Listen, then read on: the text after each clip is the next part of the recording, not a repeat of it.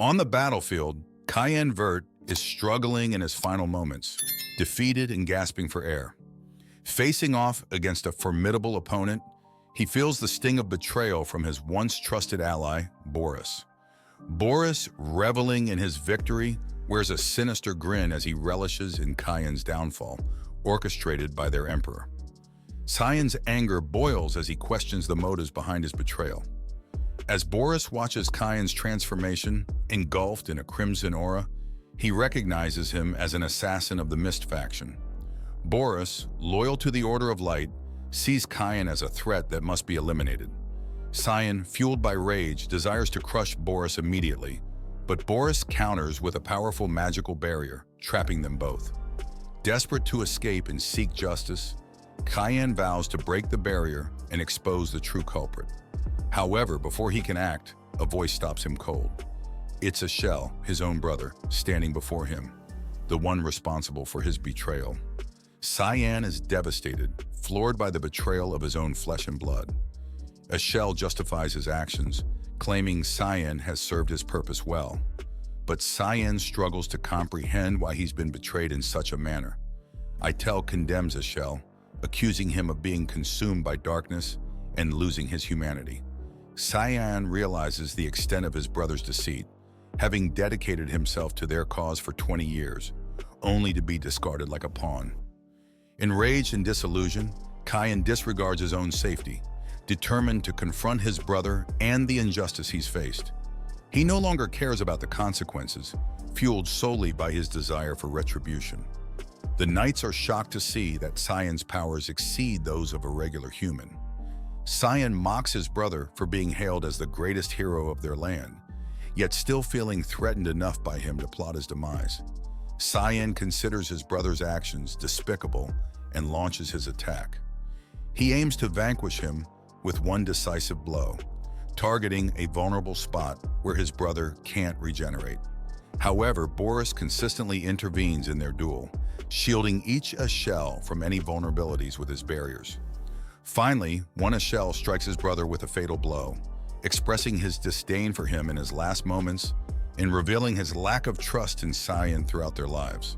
Cyan's transformation fades as he lies defeated and injured on the ground, unable to move, resigned to what he believes is his inevitable demise, feeling like a fool who danced to his brother's tune. He attempts one final attack on Itel, hoping to end him, but his blade is intercepted before it can reach its target. Itel drains Cyan's magic and dispatches him, using his god-tier sword. Cyan awakens gasping for air, greeted by his maid Emily, who reminds him it's time to prepare. Confused by Emily's presence and realizing he hasn't seen her in 20 years, Cyan recognizes his childhood room and familiar furniture. Examining his face, he discovers he has regressed to a childlike state. Emily chastises him for cowardice and skipping the sparring match at the Duke's castle, unaware that Cyan has no recollection of this event. Cyan confirms to himself that he has indeed traveled back in time and wonders if this is his life flashing before his eyes. He recalls the events of this day, which occurred 27 years ago, just before he entered the academy. In their territory, sparring matches were held at the start of each month, significant to his father, the Duke. Cyan's opponent was his half-brother, Kranz, who was the same age as him. Kranz's mom was Marbar Oris, the Duchess, and that's why, even though they were the youngest of 4 sons, Kranz ended up being the favorite and getting more attention. But, you know, there's always that one annoying person. Cyan, on the other hand, was a kid with unknown parents who faced a lot of embarrassment. Everyone made fun of him, even the Emperor himself, who eventually lost interest in him. Now, Emily is saying he should just give up, but Cyan thinks he can win. He's surprised by how heavy the rapier is and feels pretty weak. He knows it's not a dream or some magic trick. He wonders if he's really gone back in time while Kranz mocks him for showing up. Little does he know the beating he's about to get. Cyan wonders if he can influence the outcome as they start their fight.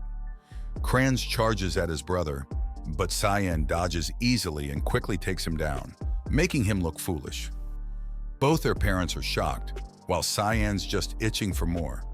He remembers how Kranz treated him badly for fun, even at school. Cyan gets so mad he wants Kranz to remember this forever. Cyan just wants to live for himself and ends up getting beaten badly. The Duke cancels his plans to meet Cyan, impressed by his performance. Cyan remembers being escorted by the king's knight Yeren. When he meets the Duchess, he thinks she's back from the infirmary because of Cyan's beating. The Duchess is really mad about what he did to Crans and is about to leave when she starts bringing up Cyan's low social status.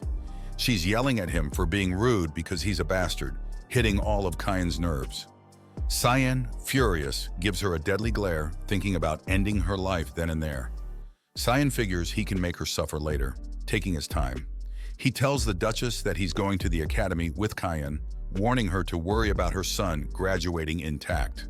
The Duchess is about to go full strict parent mode on Cyan, but Jurkin interrupts, saying they have a meeting. Cyan chuckles behind Jurkin, feeling like he's won this round. He knows Jurkin, the Duke's knight, always has his back, not bending to the Duchess's will. Cyan goes into his father's office and greets him politely, realizing it's the first time they've spoken in 15 years. Duke Willers Vert is a big deal, ruling over Voss, a western territory of the Wisef Empire. He's known as the Guardian of the Continent, a great hero with powerful magic and brains. He stopped a demon invasion and carried a burden nobody asked him to until he died during another demon invasion. His father's only wish was for peace on the continent.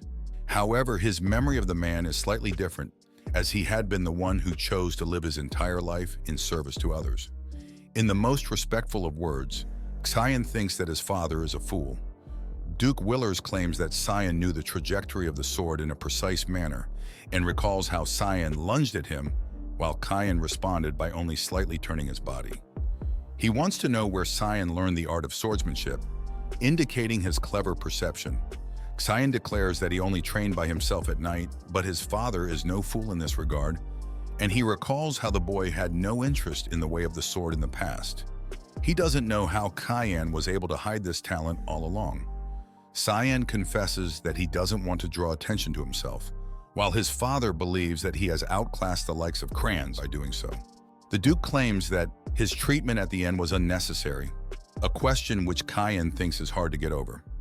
He doesn't know if this is to judge his character as a person. Cyan tells his father that he is only looking to prove himself. He wholeheartedly believes that he is superior to Crans and comes to the conclusion that superiority is the purpose behind the sparring matches. The Duke chuckles at his response and is impressed by his sharp answer. He confesses that Cyan will be an extraordinary asset to his brother Ashel one day. However, that's when Cyan freezes again. He relives his memories of being stabbed by his brother and realizes that nothing changed in the end, as his father is still obsessed with Ashel. Cyan is really irritated, but the Duke wants to give him a reward for winning the match and asks what Cyan wants. Cyan figures he'll just wreck everything that Ashel is working on and comes up with an interesting request. Then the scene changes to Emily, who's shocked that Cyan told his dad he wants to be on the front lines.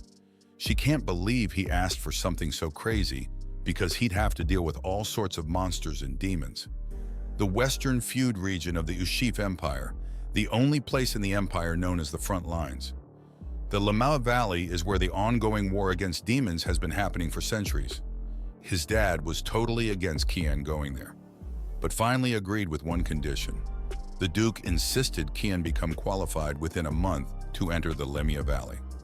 Only thing is, Cyan doesn't know what it takes to qualify yet. He figures he'll try to bulk up as much as possible to measure up to others. He's glad he's got battle instincts from his past life and feels some magic flowing through him. Cyan thinks if he pushes his body to the max, he'll be able to use his magic confidently and wants to start training right away. Ellis storms in to find Cyan, grabs him by the collar, and scolds him for wanting to go to the front lines. Cyan's sister is worried he's too confident after winning a simple spar match, so she calls him up to the rooftop. Under the night sky, Cyan faces off against Ellis. She challenges him to endure her attacks for 3 minutes if he wants to go to war. Cyan doesn't think it's necessary, but Ellis asks him a crucial question about carrying on the family name. Cyan's confused, but Ellis takes his silence as a yes and tells him to draw his sword. Cyan, tired from his earlier fight, is surprised when his sister attacks immediately. Ellis can't believe her 10-year-old brother deflects her first blow, and Cyan is shocked she's fighting him so seriously. Ellis is amazed he blocked her long sword with a tiny rapier. Unsure if it was luck, she praises his skill. Cyan knows he's in trouble as Ellis charges at him again. She tries to overpower him, and Cyan struggles to keep up. After a close fight, they step back, both exhausted. Cyan realizes he could have been hurt if he hadn't adjusted his sword during the exchange. Cyan accidentally could have killed his sister, realizing his skill in swordsmanship mainly involves swift killing. This makes it hard for him to fight without taking a life. He's struggling to gauge time and compensates for his weak strength by infusing mana into his sword. But even that has its limits. His sister, Ellis, possesses formidable strength, unlike him. In a desperate move, Ellis taps into earth and wind magic, enhancing her sword with powerful spells. While Cyan questions if his sister truly intends to harm him in this supposed test, Ellis, fueled by gamer rage, is determined not to lose. Cyan feels trapped, fearing he'll be knocked off the castle if he blocks Ellis's fierce attacks. Despite the odds, he chooses to trust his instincts and charges forward. However, their battle is interrupted by Jurkin, who intervenes and separates them, chastising Ellis for going too hard on a younger opponent. Cyan, surprised by Jurkin's appearance, relaxes. Ellis regains her composure, apologizes to her brother, and vows to protect him from frontline dangers. Cyan feels comforted by her apology and affection, recognizing his sister's tendency to push herself too far in everything she does. Ellis was the best of the best, acing all subjects at the Royal Academy, where only the most talented students gathered. People had always admired her not just for her smarts, but also for her beauty, calling her a real gift from the heavens since she was young. She was a skilled sword fighter, often seen as the future protector of the continent alongside the oldest son of Cyan Vert. But tragically, shortly after joining the Knights of Light, she met her end. Cyan still feels the ache of losing his sister and wishes he could keep her safe in this life. Ellis wonders why Jurkin is still around while their father heads off to war. The Duke's Knight reveals that he's been tasked with secretly guarding the young lord for a while.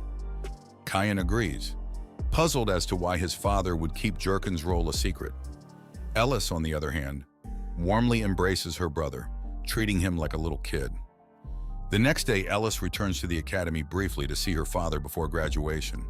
Meanwhile, Cyan focuses intensely on his physical training, but despite his efforts, he hits a plateau. He remembers being confident in his strength in his past life and chuckles at his current state. Cyan receives a package from Ellis containing a vile-smelling substance, hellhound blood, a rare item from Lamea Valley. Though most consider it poisonous due to its stench, Cyan knows its true value. Consuming it permanently boosts mana and strength, a fact he's aware of from his past life experience. Emily can't believe he's about to drink blood, but Cyan does it anyway, while also insulting Emily's cooking. He thinks her mushroom soup was gross, making the blood seem better. After drinking, Cyan feels energized and announces he's going for a walk. He steps outside, realizing it's been a while since he's been out there. He'd been waiting for this day for 2 weeks, knowing Yulkin wouldn't be around to report him. Cyan remembers when his brother Ashel received a message from the god of light, Lendl, about an ancient temple hidden in the mountains. Initially skeptical, Cyan discovered it was a place full of mana. He knew more revelations were to come. Cyan plunges the field with his magic and thinks that not even his brother knows what he's conjuring right now. Cyan has successfully torn through a pathway and is thinking of exploring the temple.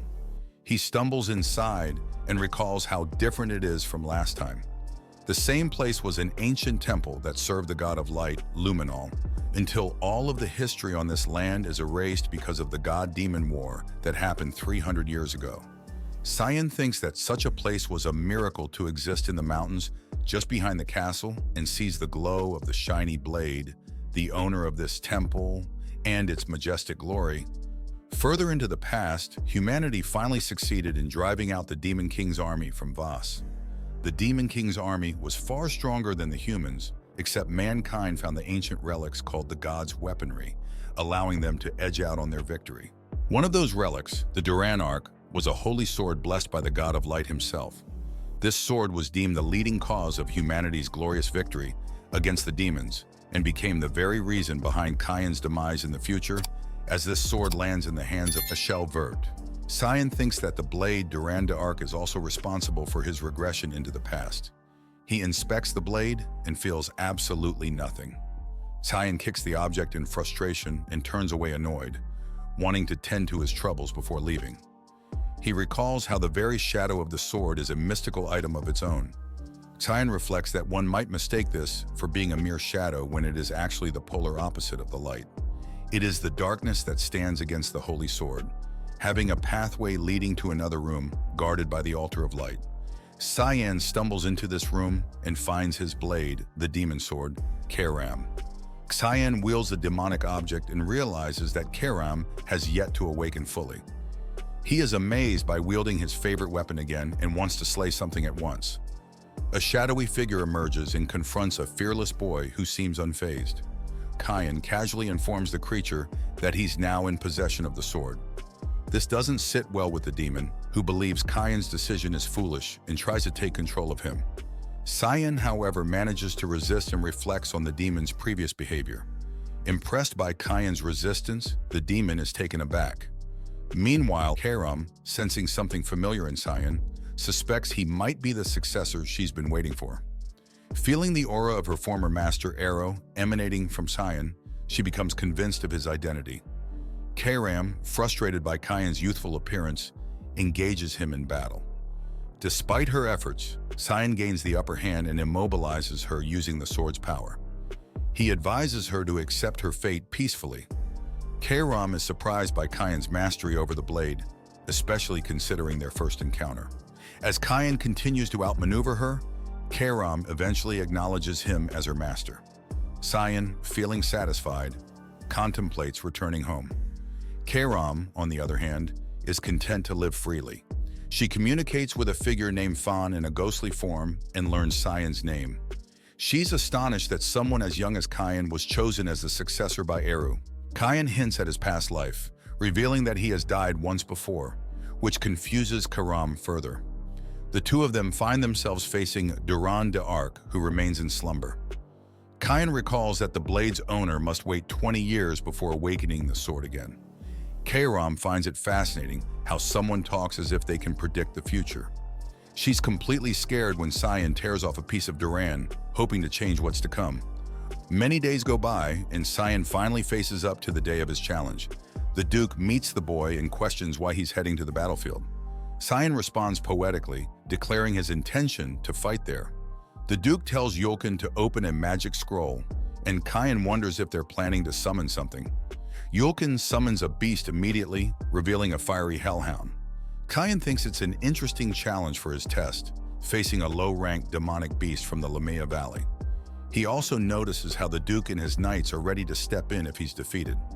The Duke reminds him to be accountable for his actions to prove his determination. Reflecting on how the boy sought his training before the 3-day deadline, Yulkin decides to help train him, despite Cyan's preference for a younger opponent. Shan persuades the knight to assist him in training, even though he's already tried that tactic. Yulkin decides to handicap himself, fighting with only his sword sheath and focusing on defense. Cyan asks for another favor, insisting on keeping their fight private. Yulkin is confused, but Cyan quickly attacks, surprising the knight with his skill despite his young age. Cyan demonstrates impressive speed, launching a surprise attack from behind. Their intense clash continues, with Cyan using heavy blows against the knight. Eventually, Cyan admits defeat, realizing he's not yet capable of defeating the Duke's knight. Cyan expresses gratitude to the knight for the intense training session, leaving Yulkin utterly stunned by the extent to which he's been pushed. In the moment, Yulkin realizes that Cyan can easily overcome any challenge thrown his way, even the menacing hellhound glaring at him. As the fight with the beast begins, Cyan swiftly counters its lunges with his rapier, recognizing that despite his current strength, battling a monster is not in his favor. He aims to end the confrontation quickly, delivering a fatal blow to the hellhound. His victory stuns the knights and earns admiration from his father. Cyan considers collecting the beast's blood as a resource, but refrains from any conspicuous actions to avoid suspicion. Impressed by his son's abilities, the Duke personally invites Cyan to join him on the battlefront. Cyan expresses gratitude to his father, while Kairem complains about being treated like a mere tool. Kairem, craving blood to regain her strength, is assured by Cyan that she'll have plenty of use in the future, encouraging her to look forward to it. Kairem complained that he should have just woken her up during that time.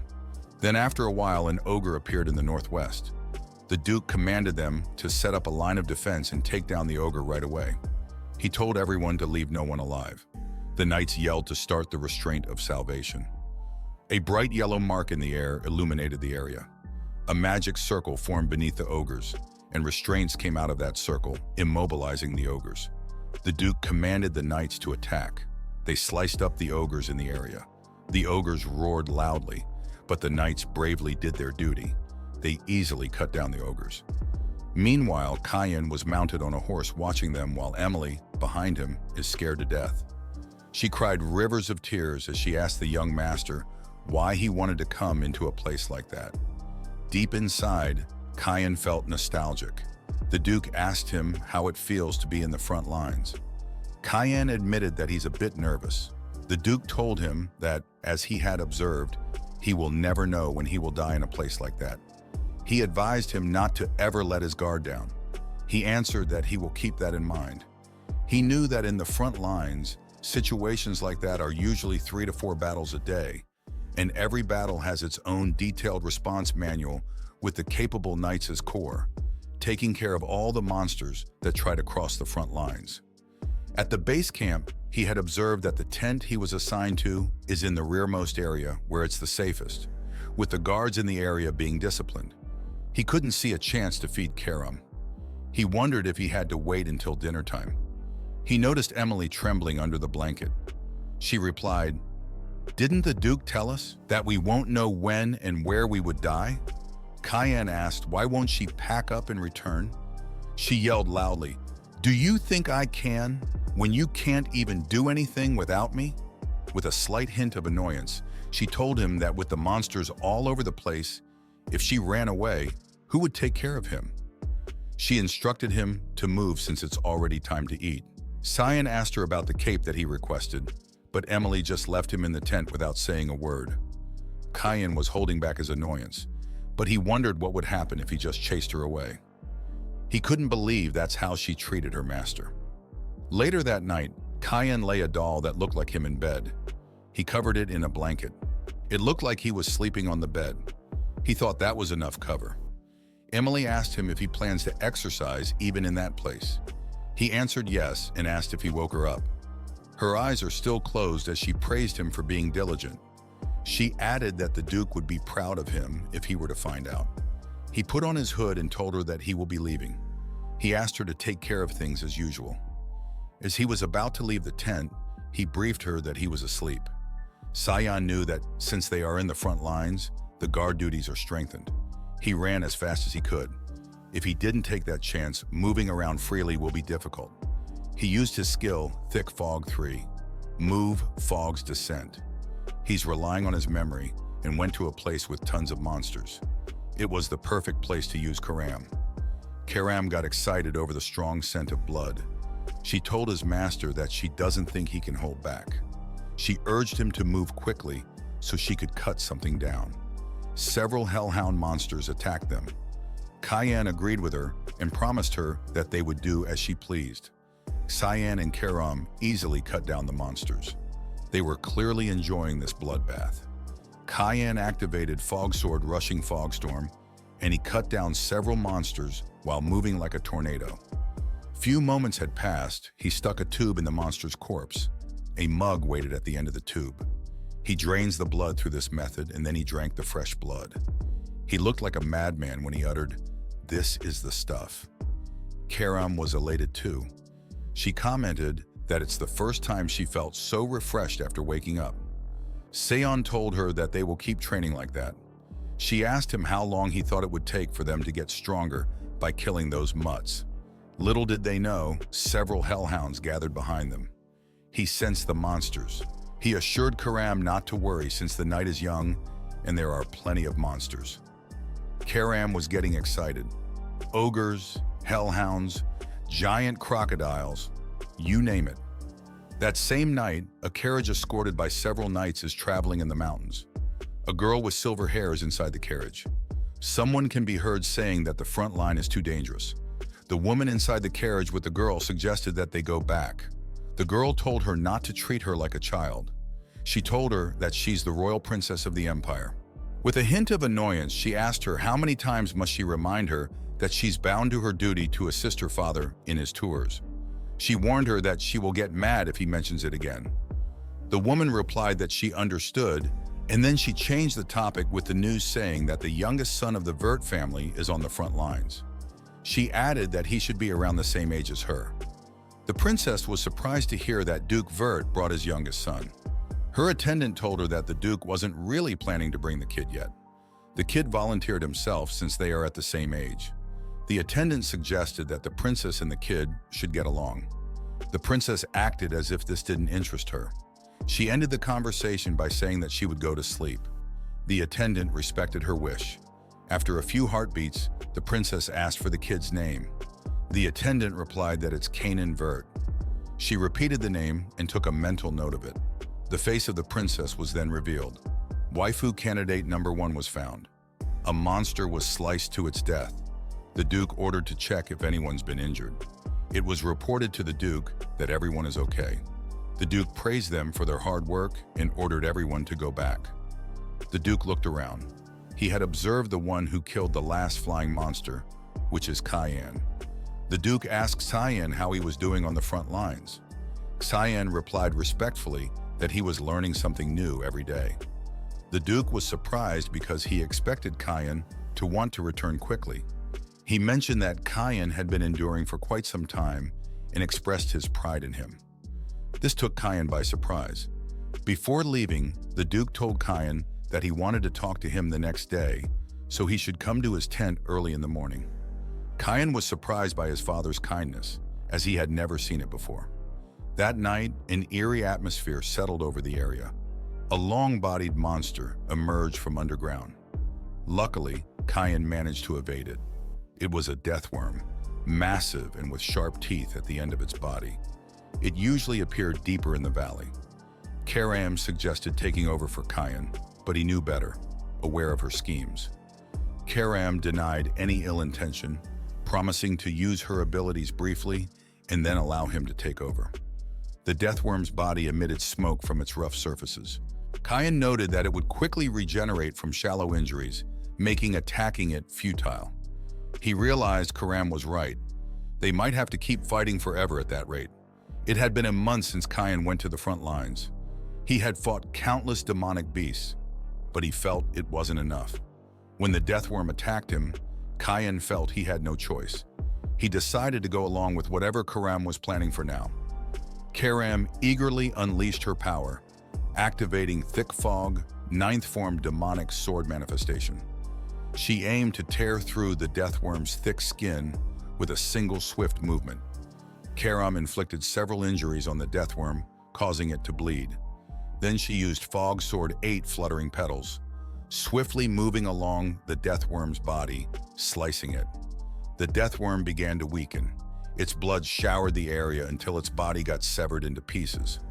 Meanwhile, the Duke's party investigated a corpse of a monster, and they noticed that it hasn't been long since it was killed. Yoken noticed that the mana was quite imposing. He assumed that it could have been done by a demon. The Duke replied that they couldn't overlook it if there's a demon involved. He instructed everyone to inspect the area and burn the corpse immediately. The Duke inspected it closely since the traces of the sword looked familiar. He wondered if it was déjà vu. Then he was called by Ellen to take a look at something. Yolen raised his torch to light up the area. It was a corpse of a deathworm. The Duke was surprised and curious on who would have slain a deathworm like that. This is the same deathworm that our MC had slain. He thought it might be the organization that he knew of, Demonic Sword Manifestation. Let's say Karam took control of Cyan's body to use her true powers, but she could fully possess him if he let his guard down. That's why Cyan thought it was crazy to let Karam defeat even just one monster. He woke up feeling sore all over, but figured drinking the demonic beast blood had saved him. A month ago, his body would have given out. Suddenly, Kiram declared she had everything now, but Cyan didn't understand. She clarified that while Cyan looked like a kid, he didn't act or speak like one. Kiram noticed Cyan's skill level was too high for a first-timer. He also knew the geography of Lamea Valley and had sword techniques like he'd trained for 30 years. Cyan admitted he'd already died once, confirming Kiram's suspicion that he's a regressor. Cyan thought he'd made it obvious earlier. Kiram was dumbfounded, then angry, saying it wasn't obvious without explanation. Cyan said he was too lazy for that. Kiram changed the subject, guessing killing Cyan must have been difficult.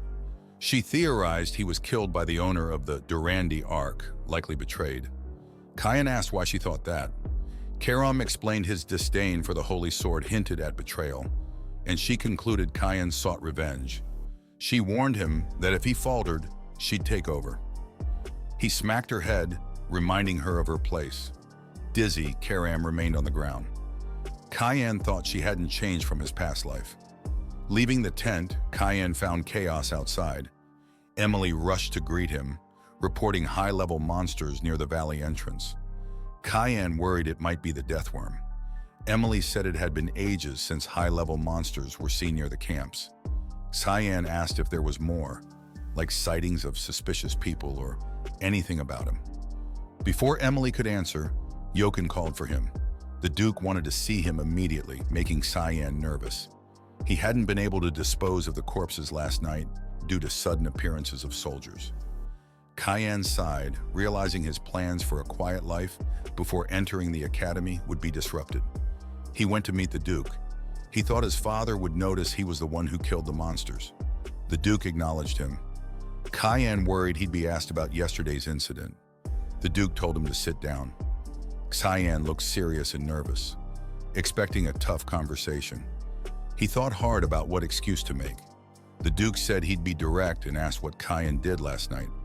Cyan said he went to bed early because he was tired.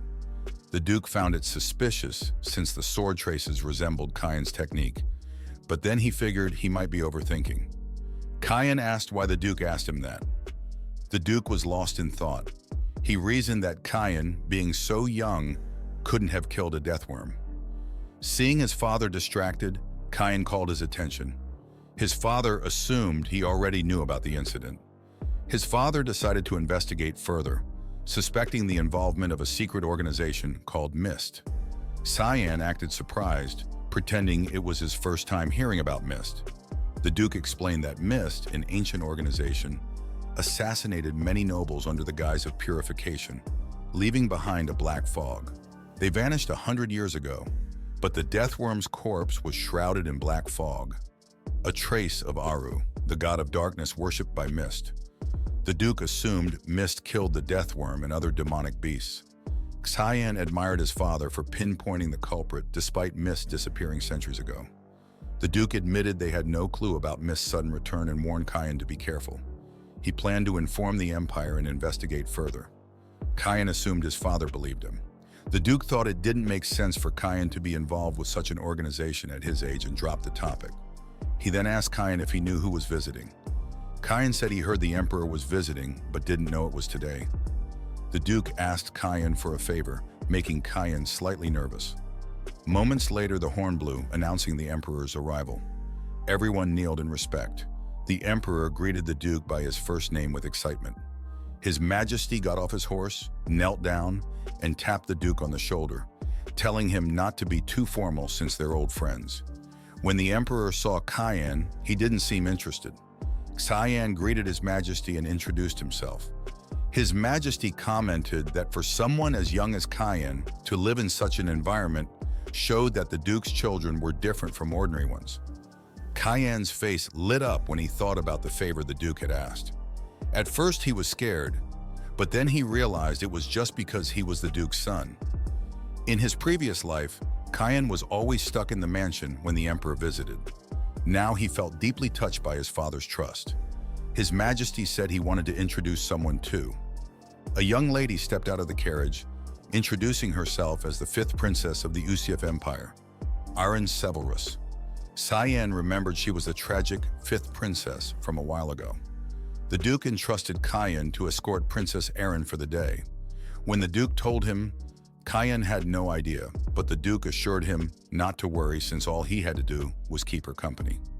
The Duke described the princess as being the same age as Cyan, and they would be seeing more of each other when they entered the academy. Cyan recalled seeing her between classes in his past life.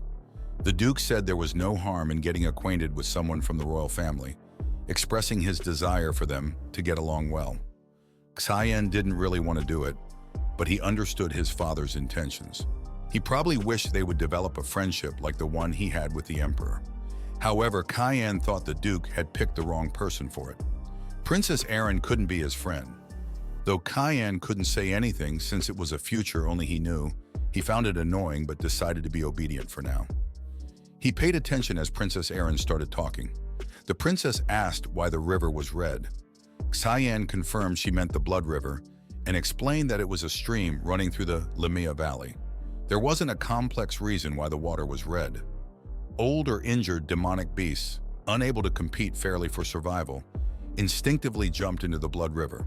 Their corpses and bodily fluids melted into the river, turning it red from the mana's decomposition.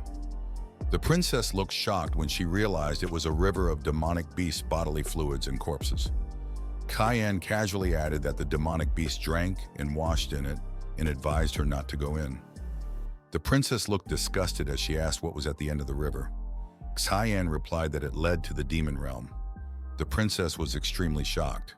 She wanted to make sure if it's really the place where the demons live. Cyan decided to tease her with a funny, devilish grin. He told her that if she keeps following the river, she might even meet the Demon King. The princess was horrified. In his head, Cyan knew no sane person would do that, but he finds it amusing to make fun of her. All of a sudden, a bright light appeared that caught all of their attention. The princess asked what it was. Cyan explained that it was the 3D sentry post in the west. A yellow light signifies incoming demonic beasts. The princess was surprised to hear that there are demonic beasts in there. The Duke immediately gave an order to protect the Emperor and the Guardian Knight Division. Troops would go with him to the 3rd sentry post in the west. The Emperor told the Duke, "Don't be like that." The Duke was confused. He asked the Duke if he thinks he's there for a hike. He added that he's feeling bored, and to prove his point, the Emperor unsheathed his sword. The Duke sighed and accepted the Emperor's wishes. The Emperor ordered his knights that they would join the demonic beast raid. He commanded them to focus on killing the demonic beasts until the raid was over. The Duke ordered Cyan to join too, which Cyan immediately agreed to. The princess asked him if he could fight the demonic beasts. Cyan answered yes and shared that he's still supporting from the back. He told the princess to get back to the shelter. Unexpectedly, the princess demanded to take her with him. In his head, Cyan wondered what the hell that kid was saying. The princess insisted that they're the same age so she can come too. With a dull expression, Cyan told her that people die in battle, and he emphasized that it's not a playground. The princess did not back down with her demand. Cyan was holding back his annoyance when he called Yulkin. Yulkin appeared and uttered that he will substitute the royal knights and escort Her Highness to safety in camps. Yulin invited the princess to go. The princess looked at him as if she's intimidated.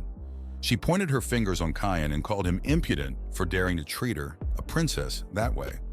Cyan got closer to her, his eyes wide and his tone is firm when he told her that dozens of knights might die because of her stubbornness. He added that a split-second decision can decide her fate of either dying or surviving in a war. Being extremely intimidating, he asked her if she can take responsibility for all those lives. The princess became teary-eyed. When he was about to leave, he told her to go back if she's going to cry like a child. The princess, Yulkin, and the maid were left standing there. The monsters were in the area, and it looked like a giant slime that gobbled up several humans. The Duke ordered them not to fall back when they were close to the monster. He instructed everyone to halt so they can get back to formation. Then he commanded for everyone to protect His Majesty and slay all the monsters and not spare even a single of them. In high spirits, everyone got moving. Dean Sees, the Emperor of the Usif Empire, had 2 wives. Diana Quazel was the first wife, but she is now dead. Cassandra Nellis is the second wife and considered the prominent judiciary of the empire. The former empress gave birth to the first and second princes. and the current empress gave birth to the third prince and fourth prince.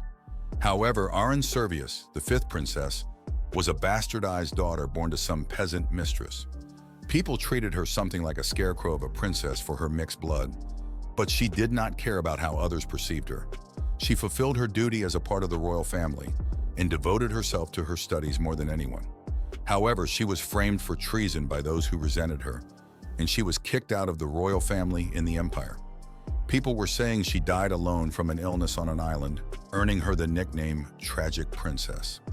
They believed she could have had a happy life if she hadn't been so greedy, suggesting it would have been better for her to live without ambition. Karam appeared and told Cyan that it was what the Duke had been telling him about his past life. Cyan explained it was different because the princess dealt with royal politics. Lightning struck a monster, and Cyan remarked that the emperor was skilled. The emperor had the ability called Holy Lightning, which killed monsters. He was known to be an 8-star mage. Had he not been emperor, he might have led the Mage Association. Cyan found it amusing that an intermediate-ranked demonic beast was no problem for the emperor, as being emperor seemed more like a hobby to him. After a short battle, expensive liquor was served, and the emperor commented it had been a while since he shared a drink with his friend, Wallace. But he felt lonely drinking alone. The Duke apologized, saying he didn't drink on the front lines. The emperor was reminded when the Duke asked about the current atmosphere in the empire. He shared there had been a spike in assassinations of corrupt nobles, all with black fog present at the murder scenes. The Duke found traces of them at the battlefront, indicating the mist followers were active again. The emperor instructed the Duke to investigate further, as he couldn't sit idly while people grew anxious. He also mentioned concern over rumors blaming the fifth princess for everything, asking the Duke to take care of her if he died before him. The Duke swore upon his name that he will carry out His Majesty's order. Later, as rain poured down, Emily questioned if that was all. She scolded Cyan for leaving the princess so abruptly, saying he'd never get married if he continued like that. Cyan, however, thought it wasn't even a date. He entrusted Emily with everything and prepared to train despite the heavy rain. Cyan assured her that it's fine. Little did he know that there's someone standing outside his tent. Emily was surprised when she saw it. She asked who it was. This girl removed her hood and asked Cyan where he was going. It was Princess Erin, and she invited Cyan for a chat if he was not busy. Emily was pumped up to see Her Highness. She looked like a fangirl. They went inside the tent. Outside, the royal knights guarded it. Princess Erin inquired as to how long it had been since Cyan got there. He told her that it had been a month. He asked her why she came to see him. Princess Erin hesitated to answer. She then asked if the maid could be excused for a while since she keeps staring with dopey eyes. Cyan asked her to go outside for a bit. Emily went out, and her statement that they should have a good time together confused the two. Then she was fully gone. Funny enough, in his head, Cyan thought that it was a big no to have a good time with a 10-year-old. Princess Erin blushed as she apologized for what happened earlier. She admitted that her actions were unbefitting of a princess. Cyan assured her not to worry about it. He apologized for being rude to her. She laughed and expressed that she would have said the same thing if she was in his place. She commented that Cyan is acknowledged by a lot of people unlike her, and he's a lot more mature. From her words, Cyan understood her personality. Princess An asked if he's entering the academy too, and she was about to offer friendship, but before she could finish her sentence, San cut her off with an apology as he told her that he believes that he won't be any help to her. The princess was deeply upset when she heard Cyan's words.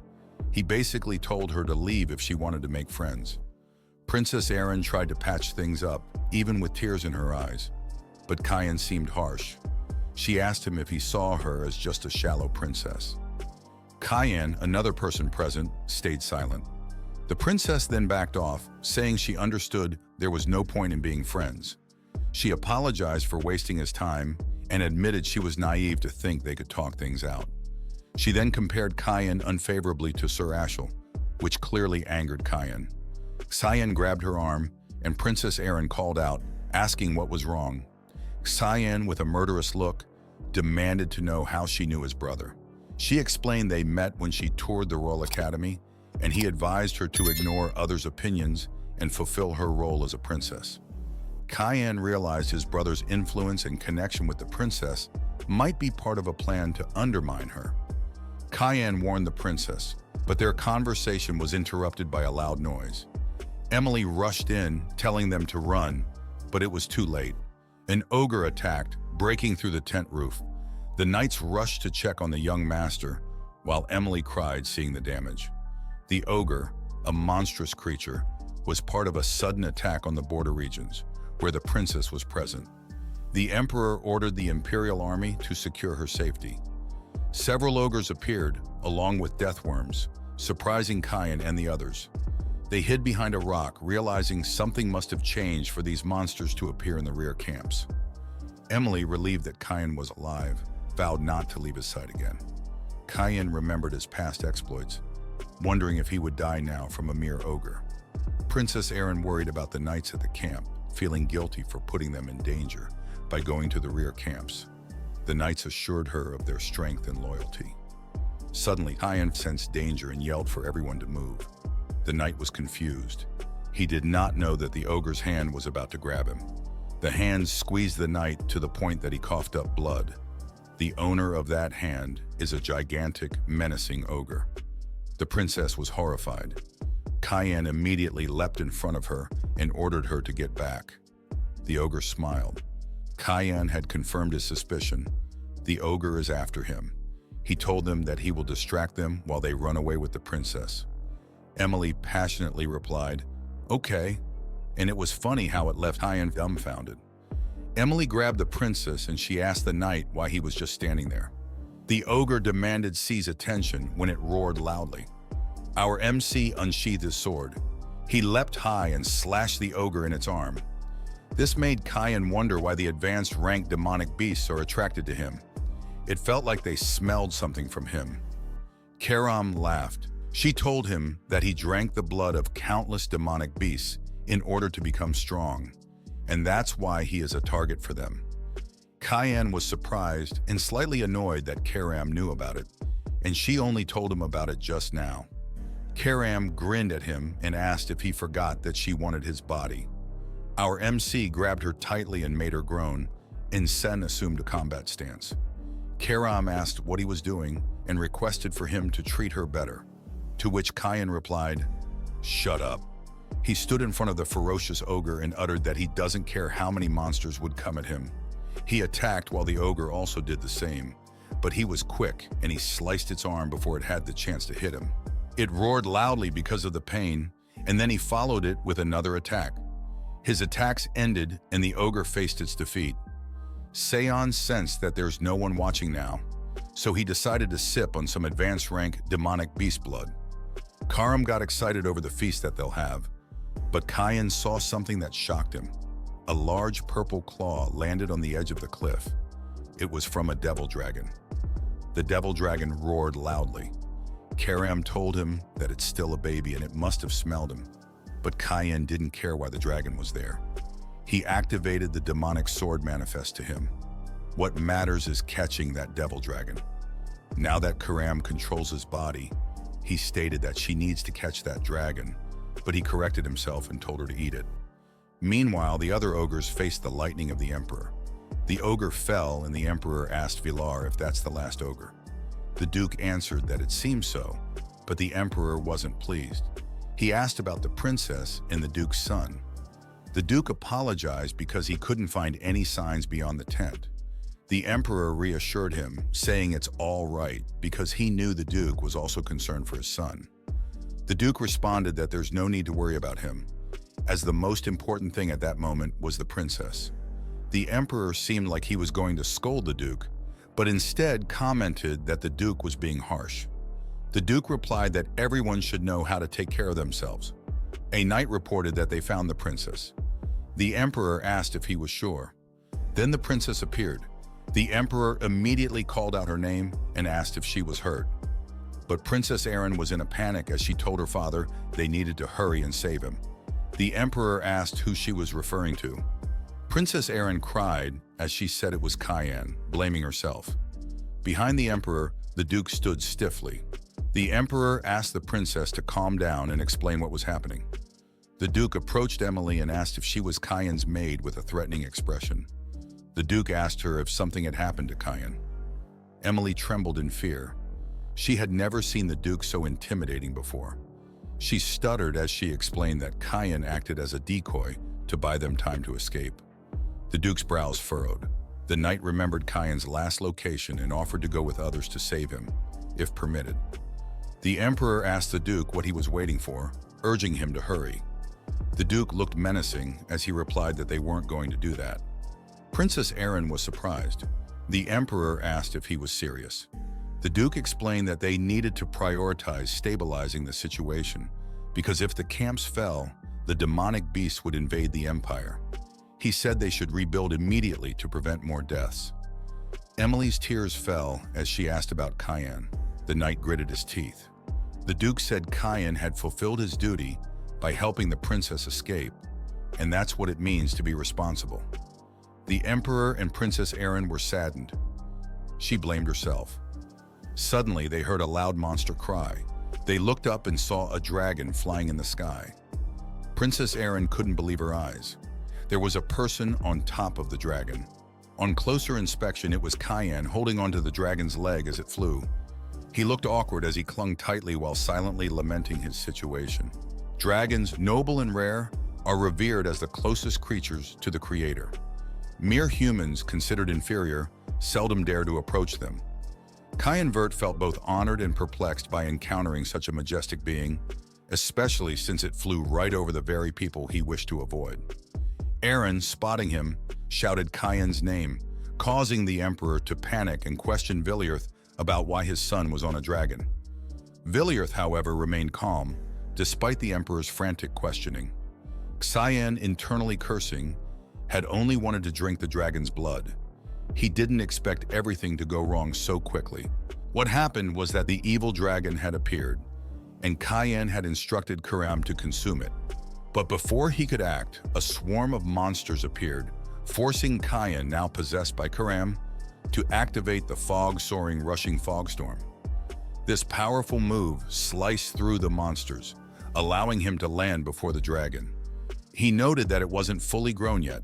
The dragon responded by unleashing a massive laser beam, shattering the ground. Cyan retorted that spitting in his face was rude and slashed the dragon's eye, making it bleed and angering the beast. The dragon's sudden movement sent Cyan flying, and it chased after him, which made Cyan, still possessed by Karam, grin. He had a special attack ready, the 8 fluttering petal, which caused a massive explosion. However, Cyan admitted he couldn't defeat a dragon yet, as his shoulders grew sore, prompting him to wrap things up. The dragon, flapping its wings, created a powerful gust of wind. Cyan, refusing to fall for the same trick twice, noticed something amusing. The dragon was scurrying away from him, which shocked him. He called it a lizard running away and leaped high to chase it, leading to his current predicament. He pondered if he had used up all his luck encountering the dragon and looked down, contemplating his next move. Karam, sensing his hesitation, asked what was wrong. Annoyed, Cyan pointed out the people below them. Karam dismissed his concern, arguing that he had to do something if he unsheathed her. He argued back, concerned about using a demonic sword with so many witnesses, fearing they'd burn him at the stake if they saw. Karam insisted he had to act, and their banter added a touch of humor to the tense situation. Villierth stood with a magic circle glowing beneath him. Seeing this, our MC panicked. It was advanced 8-star magic. Cyan realized his father was about to use the secret sword of heavens, a powerful attack that would affect everyone nearby, including him. As several golden swords shot towards the dragon, Cyan marveled at his father's skill, truly living up to his title as the continent's guardian. The dragon dodged the swords, and surprisingly, Cyan found himself cheering for it. Just as he was about to encourage the dragon, he noticed a sword coming from the side, too fast for the dragon to evade. The dragon was hit, and Cyan fell, cursing as he missed the chance for a rare meal. Karam appeared, asking if he planned to just fall to his death. With a deadpan expression, Cyan replied that if he used a misspell, he'd be burned at the stake. Furious, Karam demanded if he was just going to give up. Cyan, still expressionless, admitted he didn't know and would stop thinking until he sensed something. Then he told Karam he had a plan. Horrified, Karam asked if he intended to fall into the filthy water below. "What other choice do I have?" Cyan retorted. Karam yelled, "No!" as they plunged down. Meanwhile, a figure with two horns sensed something unusual. A devil dragon flying around, a rare sight. The man behind him, also horned, noted that it was a young dragon, likely lost and in trouble. The silver-haired first man speculated about strong demonic beasts nearby, but his companion corrected him, saying humans lived across the border. Surprised, the silver-haired man doubted a dragon could lose to humans. Sensing something strange yet familiar from the other side, he grew silent. The red-haired man suggested he check it out if he was that concerned, but warned him not to cause trouble out of boredom. Unfurling his wings, the silver-haired man promised to behave as he flew off to investigate. Bubbles rose from the red water, and Cyan emerged, drenched and exhausted. Dragging himself out, he groaned, "Fuck my life," looking disgusted. He called out to Karam, asking if she was still alive. Clearly annoyed, Karam snapped back, telling him not to talk to her while she decided how to kill him. Cyan reassured her that they'd clean up once they got back and pleaded with her not to be mad. This prompted Karam to remind him that they were in the demon realm. She was about to assure him that they wouldn't encounter a higher demon when someone interrupted. A voice, familiar and chilling, sent shivers down Cyan's spine. The demon called out to him, a voice so deeply embedded in Cyan's memory that he could never forget it. His expression turned furious as he recognized the demon king Valkyrion. In the past, those who saw Valkyrion described him as the embodiment of evil, and now that very monster was staring at Cyan. He knew better than to take his eyes off Valkyrion, who could kill him in an instant. "Why now?" Cyan cursed under his breath. The demon king repeated his question. Was Cyan human? When Cyan didn't answer, Valkyrion glared at him, suddenly appearing behind him and asking if he wanted to fight. Alarmed, Cyan attempted to slash Valkyrion, managing to cut a strand of his hair, which surprised the demon king. Valkyrion laughed, commenting on humanity's infinite potential. Karam, bewildered, asked who the demon was. Cyan replied, "A demon king." Shocked, Karam demanded how he planned to defeat the demon king in his current state. Cyan knew it was impossible. His hands trembled as he considered his only option: running away. He wondered if he could survive against Valkyrion. The demon king then told Cyan to relax, asking what he thought he could do to a kid like him. To prove his point, the demon king lay down on the ground and assured Cyan he wouldn't harm him, even admitting that while he might be an asshole, he wouldn't fight kids. Cyan couldn't help but make a funny face at the demon king's random behavior. Valkyrion, the demon king, then asked if Cyan was human. When Cyan said yes, Valkyrion inquired how he got there. Cyan explained it was because of the water current.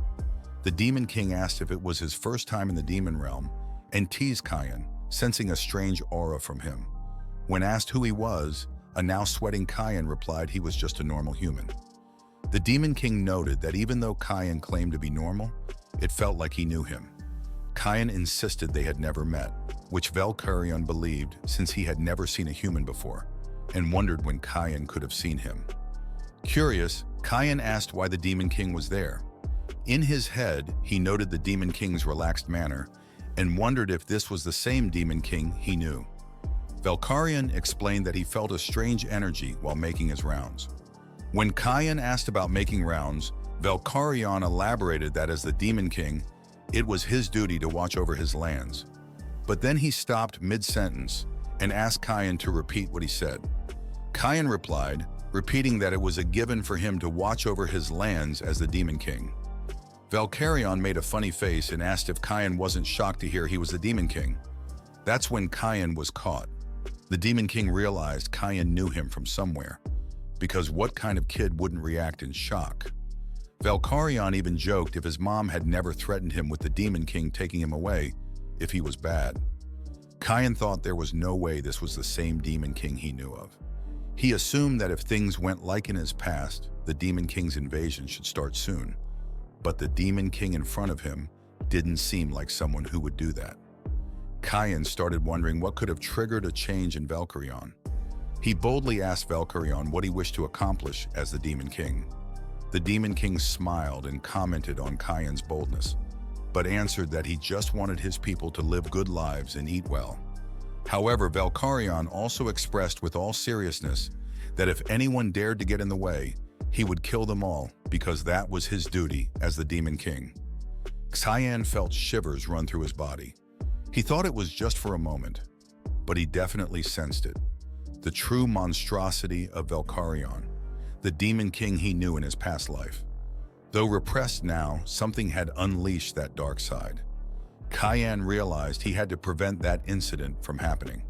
With determination, he approached Valkyrion and asked if he wanted to make a deal. Cyan warned him that a looming threat would soon endanger his people. Confused, Valkyrion demanded an explanation. Cyan admitted he didn't know the exact details, but he was certain it would trigger a devastating war between humans and demons.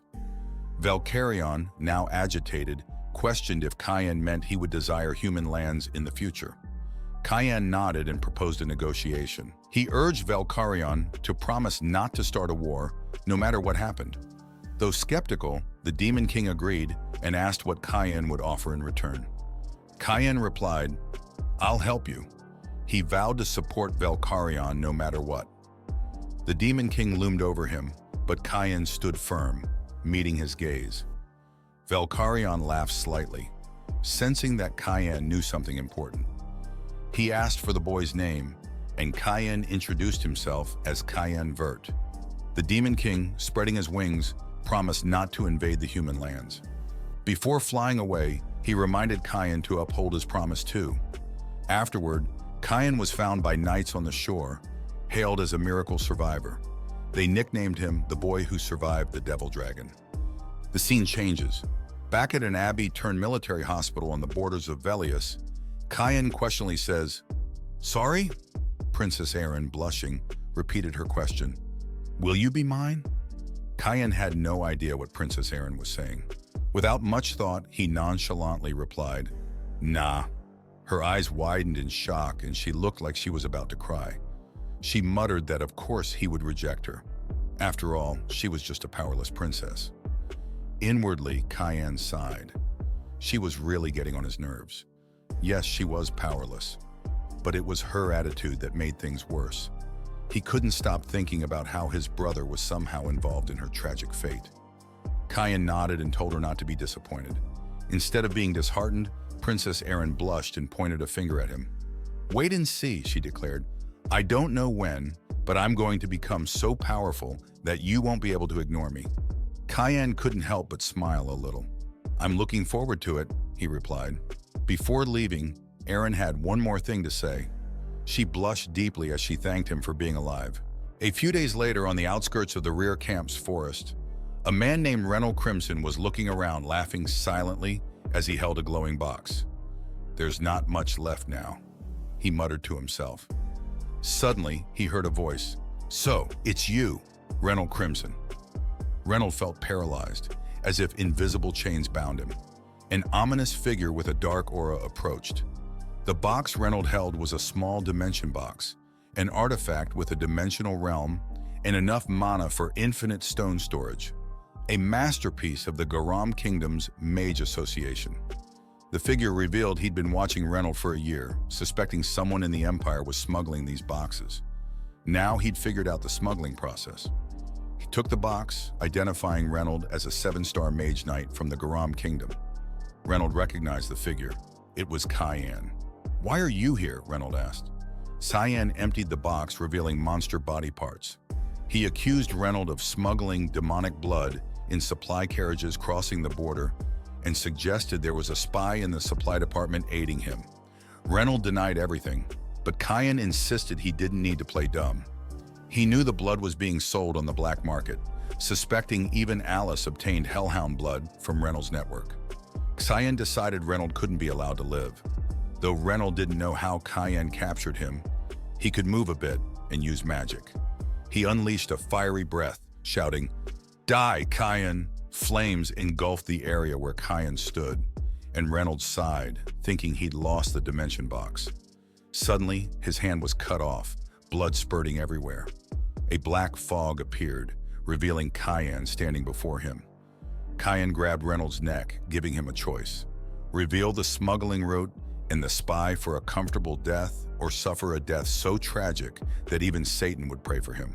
At Valia's western border trading post, the bustling crowd was busy hauling large boxes. Among them, two men were delighted as they peered into the boxes, thrilled that they'd be able to take more this time. However, their joy quickly turned to shock when they opened another box and found the head of Reynolds inside.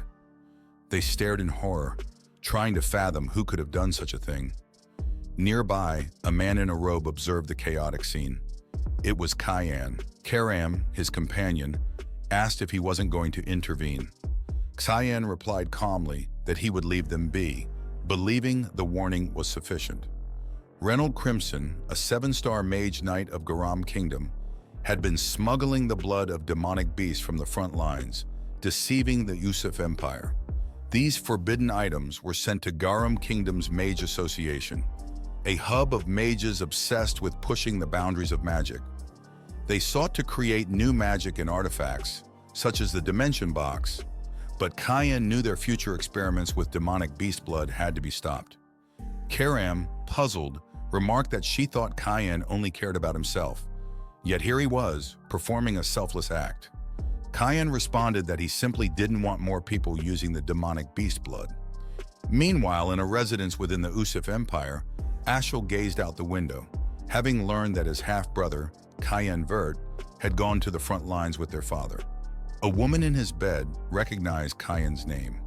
Annoyed, Ashel decided he needed to confront Cyan. The scene shifted to another location where 2 suitcases lay on the ground.